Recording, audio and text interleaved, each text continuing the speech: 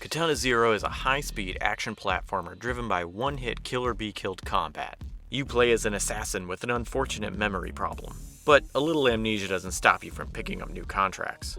With each mission, you learn details that make you question what happened and who you can trust. And that story comes to you in pieces, with surprises that pop up until the very end.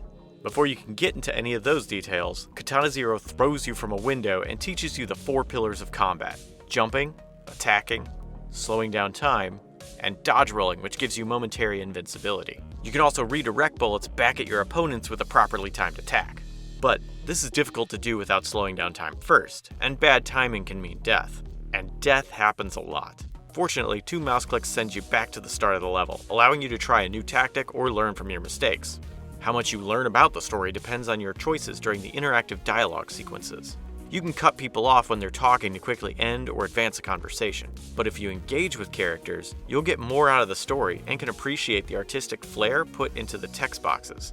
While the dialogue, story, and soundtrack hold an engaging and consistent tone throughout, some parts of the gritty neo-noir art style aren't quite as solid. The use of color is lovely in certain areas, but can look disorganized or unintentionally drab in others, though I did have to stop focusing on all the action to take notice. But a few reoccurring problems slowed me down enough to do that. The game not accepting controller inputs, which should be resolved by launch, was one. A failed autosave forcing me to replay a chapter was another.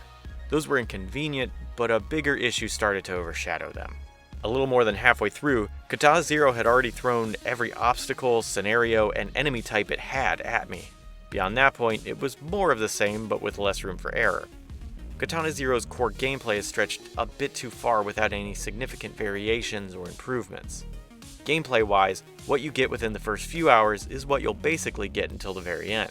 Despite that, there's a sense of satisfaction that comes with meeting Katana Zero's challenges, even if it's after 100 attempts. In addition, the story had me invested throughout, even though it ends abruptly. No one element is strong enough to save or break Katana Zero. If you want the hypnotic, trance-like feeling that comes with besting a challenging game, then there's probably enough substance to hook you. If you want more than that, Katana Zero will likely come up short.